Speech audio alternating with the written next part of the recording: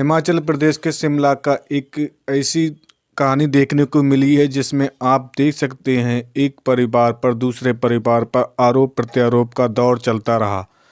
दरअसल हिमाचल के शिमला के रहने वाले रोहित पांडे की शादी पड़ोस के एक मोहल्ले से होती है जिसका नाम सीमा होता है। लड़की वाले अपनी लड़की की शादी धूमधाम से करते हैं। धूमधाम से करने के लिए वह अब पड़ोस के रहने वाले रोहित पांडे से करते हैं। रोहित पांडे का परिवार काफ़ी अमीर परिवार था जिसके घर में एक सरकारी नौकरी और व्यवसाय अच्छा खासा था, जबकि सीमा के परिवार वाले नॉर्मल कैटेगरी से बिलोंग करते थे। वह अपनी बेटी की शादी धूमधाम से करते हैं, जबकि रोहित की शादी होती है। लेकिन जब बात यहाँ तक नहीं होती है, उसके बाद सीमा की शादी होने के बाद सीमा अपने ससुराल जाती है। वहाँ पर उसे एक ऐसा अजीब कार्य होता है जहाँ से वह नाखुश होकर अपने मैके आती है। दरअसल सीमा की शादी के बाद वह अपने ससुराल पहुँचती है। फिर वह सुहागरात के दिन जाती है तो कहती है कि मेरा पति नपुंसक है, वह किन्नर है।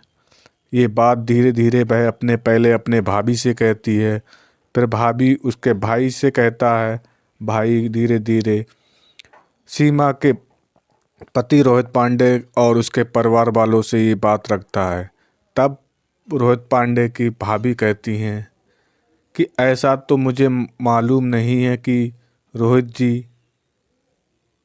किन्नर के समाज में आते हैं। लेकिन मामला यहीं नहीं रुकता है। उसके बाद सीमा पुलिस थाने में जाती है और कहती है कि मेरे साथ नाइंसाफ़ी हुई है और मुझे बहुत प्रताड़ित किया जा रहा है, क्योंकि रोहित पांडे एक अमीर परिवार से थे। उनकी फैमिली और उनके परिवार पर आरोप लग रहा था कि रोहित एक नपुंसक और किन्नर समाज से है। उसके बाद पुलिस कार्रवाई के लिए आगे बढ़ती है। तब वह रोहित के घर आती है और कहती है कि आपके बेटा कहाँ है। लेकिन उस समय रोहित को नहीं दिखाया जाता है। रोहित की जगह रोहित के भाई को दिखाया जाता है। लेकिन सारे साक्ष्य और जो कागज़ बने हुए थे वे रोहित के भाई के थे। लेकिन जब शादी होती है, सेहरा दुआ हुआ होता है, तो वह रोहित होता है। लेकिन परिवार वालों के लिए रोहित का भाई को दिखाया जाता है। लेकिन जब सुहागरात की बात आती है तो सीमा के साथ रोहित के बैठाया जाता है। लेकिन रोहित इसलिए बैठाया जाता है कि सीमा का आरोप था कि जो रोहित है वह प्राइवेट पार्ट कर रात के अंधेरे पर मुझके लिए मेरे साथ सोता है।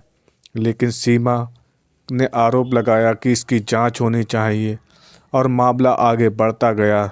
उसके घर की तलाशी ली गई, लेकिन वास्तव में रोहित एक नपुंसक किन्नर समाज का था, जिससे कारण सीमा बहुत मन में उदास और अपने आप को कोसती रही कि मेरी किस्मत ही आखिर ऐसी थी कि मुझे इस घर में मेरा रिश्ता हुआ। लेकिन रोहित के परिवार वालों को पहले ही से ही पता था। लेकिन जब वह बात आगे बढ़ती गई तो वह सीमा के परिवार के घर गए और कहा कि आपकी वास्तव में बेटी की शादी हमारे रोहित से हुई थी, लेकिन हमने जो कागज़ लगाए थे अपने बेटे छोटे अंकित को दिखाया और वह वास्तव में पुरुष है। तब जाकर रोहित के परिवार वालों ने सीमा के परिवार वालों से कहा कि आप किसी को नहीं बताएंगे और नहीं कहेंगे, लेकिन मैं आपकी बेटी को अंकित के साथ रहने के लिए राज़ी करती हूँ और अंकित के साथ बेखुशी से रहे। तब अंकित से पूछा जाता है कि आप क्या सीमा को अपने साथ रख सकते हैं। अंकित कहता है कि मैं अपने परिवार से आगे नहीं हूँ और मैं अपने परिवार के लिए सब कुछ बलिदान कर सकता हूँ। आखिर भाभी को मैं अपने साथ विवाह करने के लिए तैयार हूँ। तभी सीमा और अंकित के परिवार वाले शिमला के एक मंदिर में जाते हैं। वहाँ उनकी पूरी रस्म के साथ मंदिर में सगाई होती है जहाँ कोई भी व्यक्ति उन्हें नहीं जानता है पुजारी के अलावा, और उनकी शादी कर दी जाती है। इस प्रकार एक महिला का घर सही से बसता है।